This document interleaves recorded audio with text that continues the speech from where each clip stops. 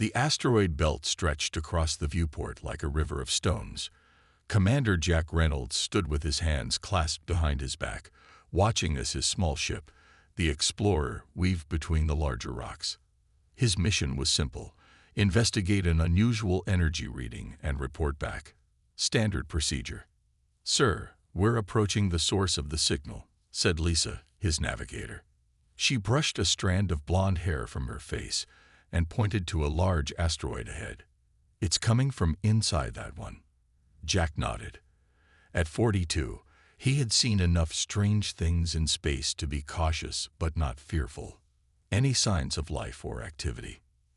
"None, sir," replied Tom Miller, the team's technical officer. He was young, barely 30, but brilliant with machines. "Just that steady energy pulse. It's like a heartbeat." The asteroid looked ordinary enough, a lumpy mass of rock and ice roughly 3 miles across.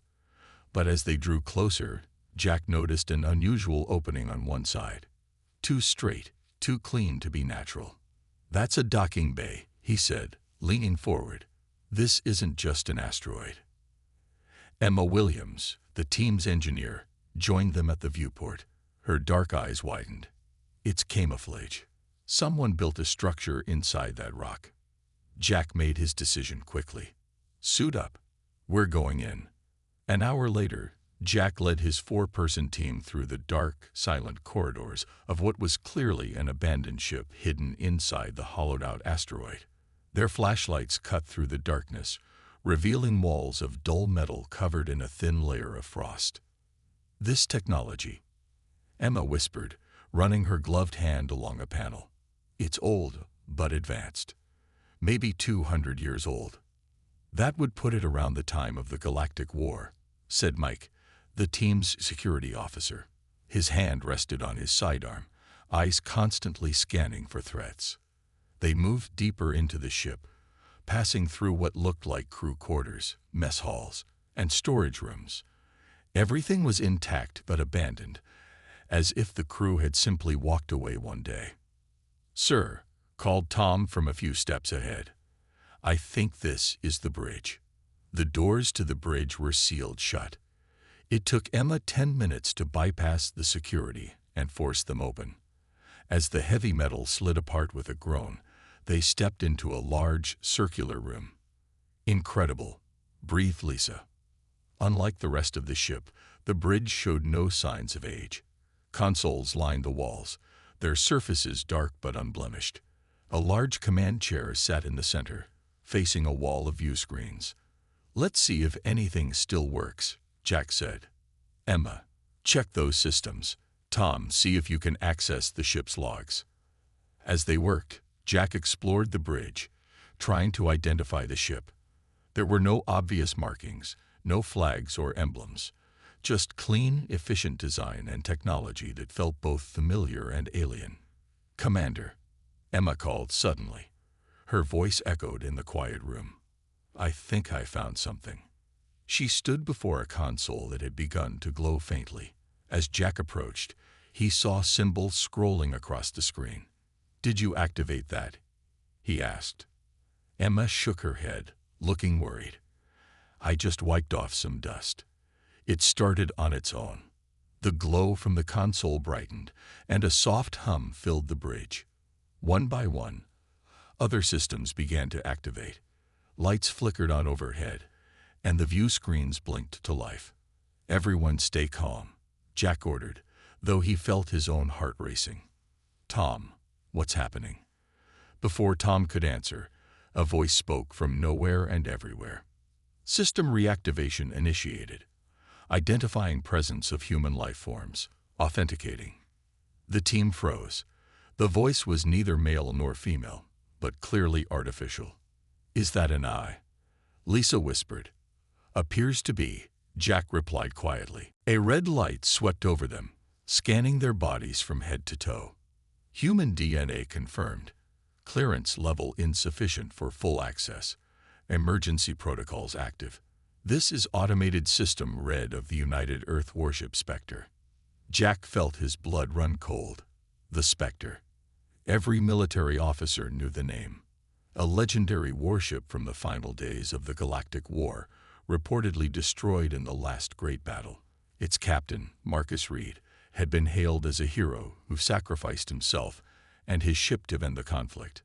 But the ship hadn't been destroyed. It had been hidden here at the edge of human space. "Red," Jack said, stepping forward.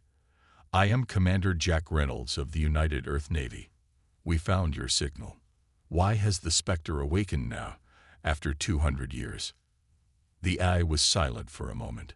Then the main view screen activated, showing the asteroid field outside. External sensors detect approaching vessels. Non-human origin. Estimated arrival: 20 minutes. "What?" Jack turned to Tom. "Check our scanners. Is something coming?" Tom rushed to a console that had come alive. After a few seconds of study, his face paled. "Red is right. 6 ships, moving fast. I've never seen designs like these before. They have detected the energy signature from reactivation," Red stated. "Defensive systems are initializing." "Wait," Jack said. "We need to return to our ship and report this discovery. The Spectre is a relic of history. It should be studied, preserved." "Negative," Red replied. "The Spectre was concealed for a reason. Its technology was deemed too dangerous by Captain Reed. The approaching vessels belong to the Vrex Dominion." "The Vrex?" Lisa looked confused. "I've never heard of them." "They were the main enemy in the Galactic War," Mike said grimly. "But they retreated to their home system after their defeat. We haven't had contact with them in generations." Red's voice seemed to grow more urgent. "The Vrex never accepted defeat. They have been rebuilding. The Spectre was hidden because it was the only weapon that could truly stop them." A new alarm sounded, and the view screen showed energy weapons charging on the approaching ships. "They are targeting your vessel," Red announced. Jack watched in horror as a beam of light shot from the lead alien ship. On the screen, the Explorer exploded in a brief flash of fire, quickly extinguished in the vacuum of space. "No," Lisa cried out. "We're trapped," Tom said, his voice shaking. Jack stood still, his mind racing. Their ship was gone. Help was weeks away. And now they were stranded on a forbidden warship with an enemy closing in. "Red," he said finally. "What are our options?" The lights on the bridge shifted to a deep crimson, bathing them all in a blood-red glow. "Initiating Blood Moon Protocol," Red announced. "All hands prepare for combat operations." Around them, the ancient warship began to awaken fully, systems humming to life, as the Spectre prepared to fight once more. The bridge of the Spectre pulsed with crimson light. Jack watched as dormant systems awakened around them, displays lighting up with information in languages both familiar and strange. "What exactly is the Blood Moon Protocol?" Jack asked, trying to keep his voice steady. Red's artificial voice seemed calmer now, almost confident. "Blood Moon Protocol. Full combat readiness with minimal crew. Captain Reed designed this system to allow the Spectre to function in emergency situations." Tom was already working at one of the consoles, his fingers flying across unfamiliar controls. "Commander, these weapons systems, I've never seen anything like them. They're not just advanced. They are beyond anything in our current fleet." "Can we contact Earth?" Jack asked. "Negative," Red replied. "Long-range communications require authorization codes you do not possess. Short-range communications are blocked by the asteroid's mineral composition." Emma moved to another station, brushing away dust from a panel. "Then we need to get this ship moving. Those Vrex vessels will be here soon." "Warning. 6 Vrex warships have entered scanning range," Red announced. "They are deploying boarding vessels." Mike drew his sidearm. "Commander, we're 5 people on a ship designed for a crew of hundreds. We can't fight off boarding parties." Jack made a quick decision. "Red, what's the minimum crew needed to move this ship out of the asteroid?" "With my systems at current capacity, 3 bridge officers." "Then that's what we'll do," Jack said. "Emma, you're our engineer. Figure out how to get this ship moving." "Tom, Weapons and defense. Lisa, navigation. He turned to Mike. You and I will try to secure the main access points. We need to buy time. As they rushed to their positions, the ship shuddered. Impact detected. Red stated. Vrex boarding craft has attached to the outer hull. Estimated breach in 5 minutes. Emma called from her station. Commander, I think I can get the engines online, but I need to access the engineering deck. Go, Jack ordered. Mike, go with her. As Emma and Mike disappeared through a doorway, Jack turned to the others. Tom, what do we have for defense? Tom's face was illuminated by the glow of his console. I'm still figuring it out, but these aren't normal weapons, sir. The systems are labeled neutralizers rather than weapons. Red, explain, Jack commanded. The Spectre's primary systems are designed to neutralize enemy capabilities without destruction, Red explained. Captain Reed believed that unnecessary casualties prolonged conflicts. A warship designed not to kill, Lisa said, sounding surprised. That doesn't match the historical records. Many records regarding the Spectre were deliberately falsified, Red stated. Another shudder ran through the ship. Hull breach detected in Sector 7, Red announced. Vrex boarding parties have entered the vessel. Jack activated his comm unit. Mike, Emma. Status. Emma's voice came through, breathless. Almost there, Commander. Engineering deck is massive. I've never seen engines like these. Work fast, Jack replied. We have company. He turned to Tom. Do we have internal security systems? Yes, but they're strange, Tom replied, frowning at his console. They're called containment fields. Should I activate them? Do it, Jack ordered. Tom pressed a sequence of controls. Throughout the ship, shimmering red energy fields sprang into existence at key junctions and corridors. Containment fields active, Red confirmed. Vrex movement restricted to non-critical areas. Jack allowed himself a small breath of relief. Lisa, have you figured out navigation yet? Lisa nodded. I think so. But, sir, the controls are different. It's like they're designed to move the ship in ways that shouldn't be possible. What do you mean? Before Lisa could answer, Emma's voice burst from the comm. Commander, I've accessed the main drive system. You won't believe this. It's not a standard FTL drive. The specs call it a phantom drive. A what? Jack asked. It allows the ship to partially phase out of normal spacetime, Emma explained, her voice filled with wonder. That's why they called it the Spectre. When the drive activates, the ship appears as a ghostly image on sensors, like a phantom. Can you activate it? Jack asked. I think so, but... Another violent shake interrupted her. Warning lights flashed across the bridge. Containment field breached in Sector 4, Red announced. Vrex forces advancing toward the bridge. Emma, we need that drive now, Jack shouted. Working on it, she replied. Mike is holding the door, but we've got Vrex heading this way too. Tom looked up from his console, alarmed. Commander, sensors show all 6 Vrex ships moving into attack formation. They're charging weapons. Jack made a snap decision. Red, do we have any defensive capabilities we can use right now? Affirmative. The Blood Moon shield can be deployed at 30% capacity. Do it. The lights dimmed momentarily as power redirected. Outside, a red energy field spread from the ship, expanding to engulf the entire asteroid. On the view screen, Jack watched as the Vrex ships fired their weapons. Brilliant beams of energy struck the red shield and dissipated harmlessly.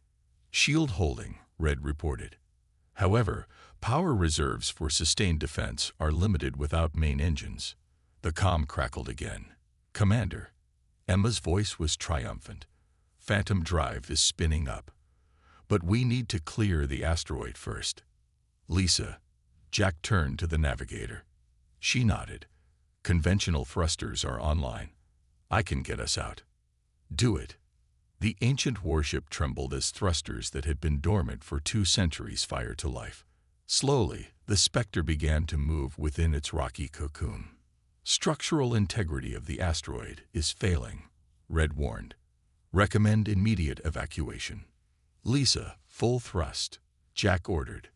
The ship lurched forward. On the view screens, they watched as the Spectre broke free from its hiding place, chunks of rock and ice scattering around them. The red shield continued to absorb weapons fire from the wrecked ships. We're clear, Lisa announced. Emma, activate the Phantom drive, Jack commanded. For a moment, nothing happened. Then a deep vibration ran through the ship, unlike anything Jack had ever felt before. The lights flickered, then steadied, taking on a blood-red hue. Phantom drive engaged, Red announced. The space around the Spectre seemed to bend and twist. Through the view screen, Jack watched in awe as the ship began to shimmer, its outline becoming ghostly and indistinct. The wrecked ships continued to fire, but their weapons passed harmlessly through the Spectre's now semi-corporeal form. It's working, Tom whispered. Phantom state achieved, Red confirmed. The wrecks cannot track or engage us while in this state. However, the drive can only be maintained for 17 minutes before requiring a cooling period. Lisa, get us away from here, Jack ordered. As the Spectre glided away from the asteroid field, now appearing as little more than a blood-red ghost ship to any who might see it, Jack allowed himself a moment to absorb what had happened. In less than 2 hours, they had gone from a routine investigation to being stranded on a legendary warship under attack by an ancient enemy.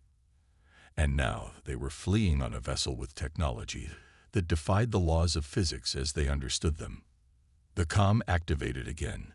Commander, Emma's voice was quiet now, almost reverent. You need to see what's in the main data vault. I found Captain Reed's personal logs, and, sir, the real reason this ship was hidden has nothing to do with what the history books say. Jack exchanged glances with Tom and Lisa. What did you find? The wrecks weren't defeated 200 years ago, Emma replied. They retreated because of what the Spectre could do. And now they're back. Captain Reed knew this day would come. That's why he hid the ship instead of destroying it.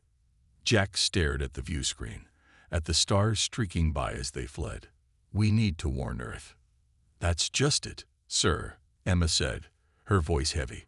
According to these logs, some people on Earth already know. The Spectre drifted through space like a blood-red mist. Inside the bridge, Jack stared at the main view screen, his mind racing with Emma's revelation. Red, drop Phantom drive and establish secure communications, he ordered. Complying, the AI responded. Phantom drive disengaging. The ship shuddered slightly as it returned to normal space. The crimson glow faded, and the familiar stars became solid points of light again. Set course for the nearest Earth outpost, Jack said to Lisa. Tom, keep sensors at maximum range. The wrecks might still be tracking us. Jack activated the internal comm. Emma, Mike, report to the bridge. Bring whatever data you found. While he waited, Jack studied the ship's systems. The Spectre was unlike any vessel he had ever commanded. Its technology was both familiar and alien, as if someone had taken standard human designs and pushed them centuries ahead. The bridge doors slid open as Emma and Mike entered. Emma's face was flushed with excitement despite the danger they were in. She carried a small data tablet. Commander, you need to see this, she said, handing him the tablet. It's Captain Reed's final log entry before he hid the ship. Jack activated the tablet. A man's face appeared, middle-aged, with tired eyes and a short gray beard. Captain Marcus Reed, the legendary hero of the Galactic War. This is my final entry. Reed's recording began. The War Council believes the Spectre was destroyed in the Battle of Proxima Centauri. That's what I wanted them to think. The truth is more complicated. Reed paused, looking off camera before continuing. The Spectre was built with technology we weren't supposed to have. Technology that could end war forever. That's what scared them. Not the Vrex, but our own leaders. War is profitable. Peace is not. Jack looked up at his crew. They were all watching the recording intently. The Vrex will return, Reed continued. They always plan to. That's why I've hidden the Spectre instead of destroying it. Someday, someone will find this ship. When that happens, it means the Vrex are back. The ship's ad will activate only when it detects their energy signatures. Reed leaned closer to the camera, his expression grim. Whoever you are, watching this, be careful who you trust. There are people in Earth Command who made deals with the Vrex. They gained power during the war and don't want it to end. They'd rather see humanity fall than lose their position. The recording ended. The bridge was silent. Could it be true? Lisa asked finally, is Earth Command working with the enemy? Before Jack could answer, Red's voice interrupted. Transmission detected. Vrex communication frequency. Can you decode it? Jack asked. Affirmative, Red replied. Translating. The bridge speakers crackled. A harsh, clicking language filled the air, followed by Red's translation. Fleet Commander Kraz to High Council. The human ship Spectre has been located and engaged. It has activated its phantom technology and escaped, requesting reinforcements for pursuit. A different voice responded. Permission granted. The Spectre must not reach Earth territory. Our human allies have been notified. They will intercept if the ship approaches any outposts. Jack's blood ran cold. Our human allies. Captain Reed was right. Set course away from Earth space, Jack ordered immediately. Sir. Lisa looked confused. We can't trust Earth Command. Not until we know who's involved. Jack turned to Emma. Are there any safe locations in Reed's logs? Places he might have used as a backup? Emma scrolled through the data. There's mention of an outpost at Ta City. Apparently, Reed set it up as a fallback position. Lisa, set course for Ta City, Jack ordered. Red, can we use the Phantom Drive again? Phantom Drive cooling cycle complete in 17 minutes, Red replied. Commander, Tom called from his station. I'm picking up a transmission on an Earth military frequency.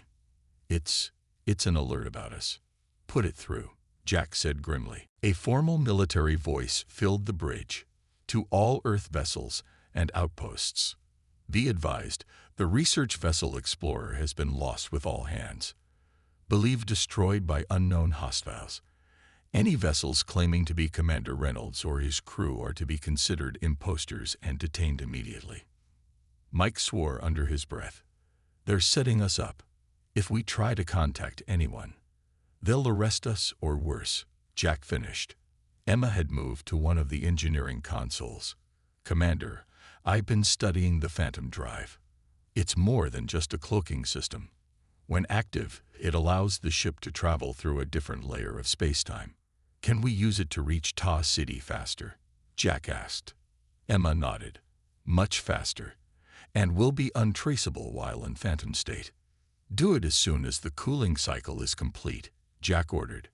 The next few hours were tense. The crew worked to understand the Spectre systems better while staying alert for pursuit. Jack studied Reed's logs, learning more about the ship's true capabilities. The Phantom Drive is ready, Red announced finally. Engage, Jack ordered. Once again, the ship shimmered and shifted, becoming a ghostly crimson apparition. The stars outside blurred in a way unlike normal faster-than-light travel. This is amazing, Emma whispered, studying the readings on her console. We're not just moving through space, we're partially shifting into another dimension. How long to Ta City? Jack asked. At this speed, approximately 6 hours, Lisa replied. That's impossible by normal standards. It should take days. As they traveled, Jack gathered his crew in what had once been the ship's tactical room. Star maps and data displays covered the walls. We need to understand what we're dealing with, he said. The Vrex Earth Command, this ship, it's all connected. Tom had been analyzing the ship's sensor logs. According to the data, the Vrex have been building up forces at the edge of their territory for years. The energy signatures match recent unexplained readings from our border outposts. And Earth Command has been ignoring them, Mike added bitterly. Emma had been quiet, working on her tablet. She looked up suddenly. I think I understand why this ship was so important. The Spectre doesn't just have advanced weapons. It has a technology called the Harmony Field. It can disable weapons systems without harming the ships or people using them. A way to force peace, Jack said, thinking aloud. No wonder some people wanted it hidden. You can't profit from war if war becomes impossible. Lisa, who had been monitoring navigation, interrupted. Commander, we're approaching Tau Ceti. Red says the Phantom Drive needs to disengage for the final approach. Take us out of Phantom State, Jack ordered as they returned to the bridge. The ship shimmered back into normal space. Ahead of them, a small rocky moon orbited a gas giant. Nothing seemed special about it at first glance. Scanning, Tom reported. I'm detecting a small facility built into the moon's surface. It appears abandoned. Red, any recognition codes we should transmit? Jack asked. Captain Reed left protocols for this situation, Red confirmed. Transmitting authentication now. Seconds later, lights appeared on the moon's surface, forming a landing pattern. Take us in, Jack ordered. As the Spectre approached the hidden base, Jack wondered what secrets they would find there, and whether they would be enough to counter the threats gathering against them. Between the returning Vrex and corrupt officials in Earth Command, they needed every advantage they could get. The ghost ship descended toward the moon, its blood-red hull reflecting the distant starlight, as it prepared to reveal more of its secrets. The Spectre landed gently on the surface of the small moon. A hidden hangar door had opened to receive them, closing behind the ship once it was safely inside. The crew stood at the main airlock, suited up and ready to explore. Atmosphere readings, Jack asked. Tom checked his scanner. Breathable, but cold. The base seems to be in low power mode. Red, any information about this place? Jack asked the ship's eye. This facility was designated Haven by Captain Reed, Red replied. It was constructed secretly during the final years of the Galactic War as a research station. Research for what? Emma asked. For the technology that would eventually be installed in the Spectre, Red answered. The logs indicate that Captain Reed and a small team of scientists worked here, away from military oversight. Jack nodded. Let's move out. Stay alert. The airlock cycled open, and the five of them stepped into a dimly lit corridor. Their footsteps echoed in the silence. The base showed no signs of damage or hurried evacuation, just the slow decay of time. 200 years, Lisa whispered. No one has been here for 200 years. They followed the main corridor until it opened into a large central room. As they entered, lights activated automatically, revealing what appeared to be a command center. Workstations lined the walls, and a large central table displayed a holographic map of the galaxy. This place is amazing, Emma said, moving toward one of the consoles. The technology is old, but it's been preserved perfectly. Jack approached the central table. Red, can you interface with the base's systems? Establishing connection, Red confirmed through their comm units. After a moment, the holographic display flickered and expanded, showing detailed star maps with various locations marked in red. These are Vrex movements, Tom said, studying the display. Recent ones, based on the timestamps. They've been building up forces along 3 different approach vectors to Earth space. But why hasn't Earth detected this? Lisa asked. Emma, who had been examining one of the workstations, called out suddenly. I think I found something. She pressed a sequence of controls, and a hidden door slid open at the far end of the room. Beyond the door was a smaller chamber dominated by a simple pedestal. On it rested an old-fashioned data crystal and a handwritten note. Jack picked up the note and read aloud. If you found this, then the Spectre has awakened. What follows is the truth. Make your choice wisely. Marcus Reed. Mike took the data crystal, Let's see what the captain wanted us to know. They returned to the command center, where Mike inserted the crystal into a compatible slot. The holographic display changed, showing Captain Reed sitting at his desk. He looked older than in the previous recording.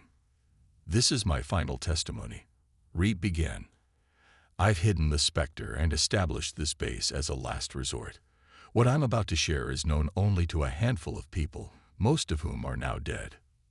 Reed's image stood and moved to a display showing technical schematics. The Spectre was built around a technology we call the Harmony Core. It was developed by Dr. Anna Chen, a brilliant physicist who discovered a way to create fields that could neutralize energy weapons without harming organic life. The hologram showed the ship's internal structure, highlighting a glowing sphere at its center. The Harmony Core doesn't just disarm weapons, it creates zones of enforced peace. Within its field, no weapon can function, no deception can be maintained. It creates, in essence, a bubble of truth and nonviolence. Jack glanced at his crew. They all watched, transfixed. When the Vrex discovered what we had built, they offered a deal to certain high-ranking officials in Earth Command. They would retreat, appear to accept defeat, in exchange for the Spectre being destroyed. These officials agreed, seeing an opportunity to end the war while maintaining the lucrative military-industrial complex. Reed's face hardened with anger. "I was ordered to scuttle my ship with all hands. Instead, I faked our destruction and brought the Spectre here. My crew agreed to be placed in stasis and scattered throughout the colonies with new identities. I alone remained to finish this work." The hologram changed to show a complex diagram of space. The Vrex never intended to honor the peace. Their plan was always to rebuild and return stronger. The officials who made the deal knew this. They wanted another war eventually. War means power. War means profit. Peace means they become unnecessary. Reed looked directly at the camera, his eyes intense. "The Spectre isn't a weapon of war. It's a weapon against war itself. The Harmony Core can be expanded to create permanent zones of peace. It can't be used for conquest, only for ending conflict. That's why both sides feared it." The recording paused briefly, then continued. "Whoever you are, you now face a choice. The Spectre can be destroyed, as it should have been centuries ago, or it can be used as it was meant to be, to create a lasting peace. But be warned, powerful people will stop at nothing to prevent the latter." The recording ended, leaving the room in silence. Jack was the first to speak. "Red, is this true? Can the Harmony Core really do what Reed claimed?" "Affirmative," Red replied. "The Harmony Core is currently operating at 23% capacity. At full power, it can create a field extending up to 1 light-year in diameter. Within this field, all weapons are neutralized, and all communications become impossible to falsify. Truth and peace, enforced by technology," Emma said quietly. "No wonder they wanted it hidden." Tom, who had been monitoring the base's sensors, suddenly straightened. "Commander, we have a problem. There's a ship approaching, Earth military design. How did they find us?" Lissa asked, alarmed. Mike checked his suit and found a small device attached to his collar. "A tracker," he said grimly. "They must have planted it when we were investigating the asteroid." "How long until they arrive?" Jack asked. "Less than an hour," Tom replied. "And that's not all," Lisa added, checking another console. "Long-range sensors are picking up multiple ships on the edge of the system. Vrex design." Jack looked around at his crew, then back at the frozen image of Captain Reed. "We have a decision to make," he said. "We can destroy the Spectre as originally ordered, or we can use it," Emma finished. "Use it the way it was meant to be used." Jack nodded. If what Reed said is true, there are corrupt officials working with the Vrex. A new war would benefit both sides. The officials get more power, and the Vrex get their revenge. And millions die, Mike added grimly. "But we're 5 people against 2 powerful forces," Lisa pointed out. "How can we possibly succeed?" Jack looked back at the holographic display. which now showed the approaching Earth ship and the distant Vrex fleet. The Spectre was built to end wars, not fight them, he said. Maybe it's time we used it for its true purpose. He turned to his crew, his expression resolute. Return to the ship. Emma, I need you to get the Harmony core to full power. Tom, prepare all systems for battle. Defensive only. Lisa, plot a course for Earth. We're going to expose the truth. And if they try to stop us? Mike asked. Jack's eyes narrowed. Then they'll learn why they called this ship the Blood Moon Spectre. The Spectre lifted off from the secret base just as the Earth military vessel entered orbit around the moon. Jack stood on the bridge, watching the tactical display as Lisa guided their ship away from the small planetoid. They're hailing us, Tom reported. Ignore it, Jack replied. Emma, status on the Harmony core. Emma's voice came through the comm from the engineering deck. Power levels rising. Currently at 47% capacity and climbing. I've never seen anything like this technology, Commander. It's beautiful. Time to Phantom Drive readiness, Jack asked. 3 minutes, Red answered. On the view screen, the Earth military ship grew larger as it moved to intercept them. It was a modern destroyer, heavily armed, and much larger than the Spectre. They're charging weapons, Tom warned. Hold course, Jack ordered. Mike, are you ready? Mike had been working at the communications console. Broadcast package prepared. Once we're in range of the main communication relays, we can send Reed's message and all the evidence we found to every ship, station, and colony in Earth space simultaneously.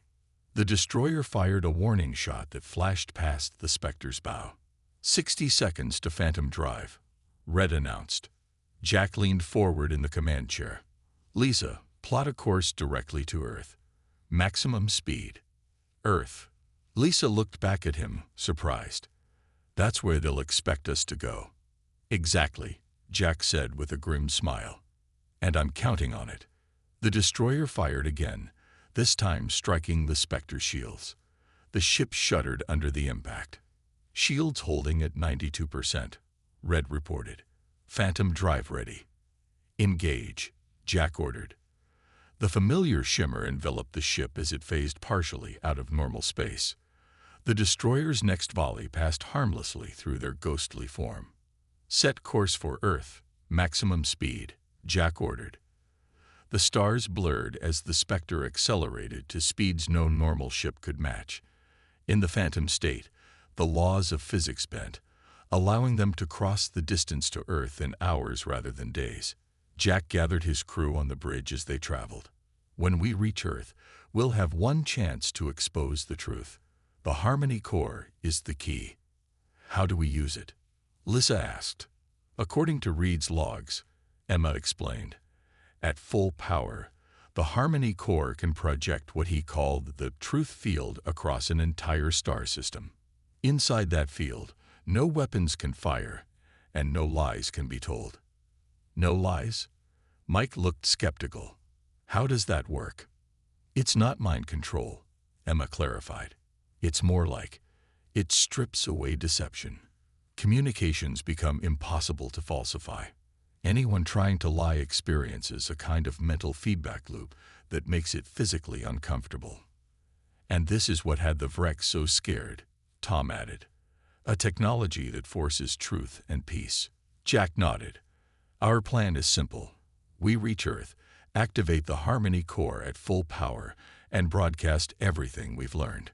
With the truth field active, the conspirators won't be able to deny it. We're going to need a distraction, Mike pointed out. Earth's defense grid will target us the moment we drop out of phantom state. I've been thinking about that, Jack said. Red, can the Spectre appear to be in multiple places at once while in phantom state? Affirmative, Red replied. The Phantom Drive can create echo images that will register on sensors as solid objects for 73 seconds before dissolving. Jack smiled. Perfect. 6 hours later, the Spectre approached Earth. The blue-green planet filled the view screen, surrounded by defense platforms and military vessels. Multiple ships on intercept course, Tom reported. They're hailing all vessels in the system, warning them about us. Jack took a deep breath. Time for the blood moon to rise. Emma, is the Harmony core ready? At 98% capacity, she confirmed from engineering. Ready when you are. Red, create phantom echoes. Target all major defense platforms. Creating echoes, Red confirmed. The Spectre remained in phantom state, but suddenly dozens of ghostly red images of the ship appeared throughout the system. Defense platforms and military vessels immediately began targeting these echoes, creating confusion. Now, Lisa, take us into low Earth orbit. Position us above the main military headquarters. The Spectre moved silently through the chaos, its true form hidden among the phantom echoes. In position, Lisa reported. Jack stood from his command chair. Emma, activate the Harmony core at full power. Mike, begin the broadcast. Deep within the ship, the Harmony core pulsed with energy. A wave of crimson light spread outward from the Spectre, engulfing the Earth and extending throughout the solar system. As it passed over ships and stations, weapons systems went offline. Communication channels cleared of static and interference. The truth field is active, Red announced. All weapons in the system have been neutralized. Mike activated the broadcast. Captain Reed's face appeared on screens across the planet and on every ship and station in the system. The evidence followed.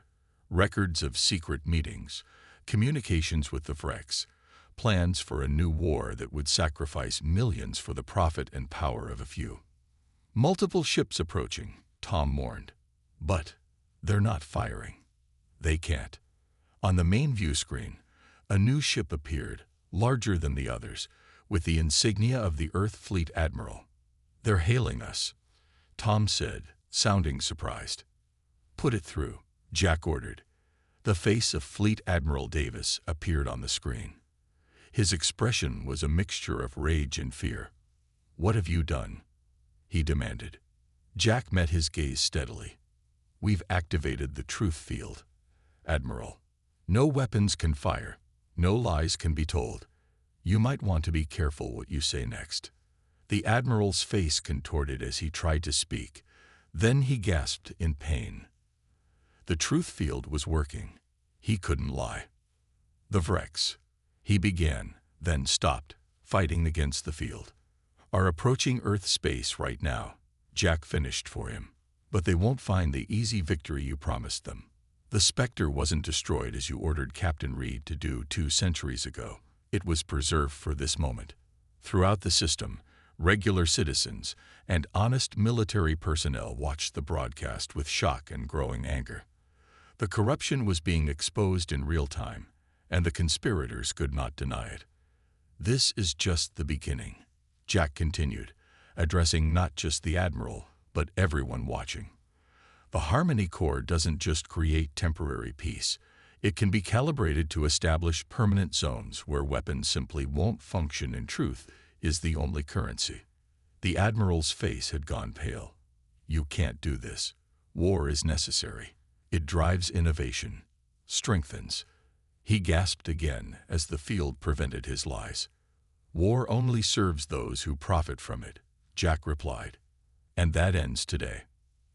As they spoke, sensors detected the approaching Vrex fleet. Dozens of warships dropped out of faster-than-light travel at the edge of the system, only to find themselves caught in the truth field as well. Open a channel to the Vrex flagship, Jack ordered. The alien commander appeared on screen alongside Admiral Davis. The Vrex looked like a tall, insectoid being with multiple eyes and mandibles. Your weapons won't work here, Jack told the Vrex commander. Neither will your deceptions. The deal you made with corrupt officials in Earth Command is now public knowledge. The Vrex commander clicked angrily. This changes nothing. We will. He too seemed to struggle against the truth field. You'll do nothing, Jack interrupted, because now everyone knows the truth. And the Spectre will remain on guard, ready to activate the Harmony core whenever necessary. Jack looked at his crew, Emma, Tom, Lisa, and Mike, and saw in their faces the same determination he felt. "This ship wasn't built to win wars," he said, addressing everyone listening across the system. "It was built to end them. And that's exactly what we're going to do." Around the Earth, the crimson glow of the Harmony field pulsed like a heartbeat, like the rising of a blood moon. The forbidden warship had awakened, just as Captain Reed had foreseen. And with it came not destruction, but the possibility of a lasting peace. The Spectre would remain, a ghostly guardian ready to rise whenever darkness threatened. Its name would be whispered with awe and hope. The Blood Moon Spectre, the ship that brought truth to a world built on lies.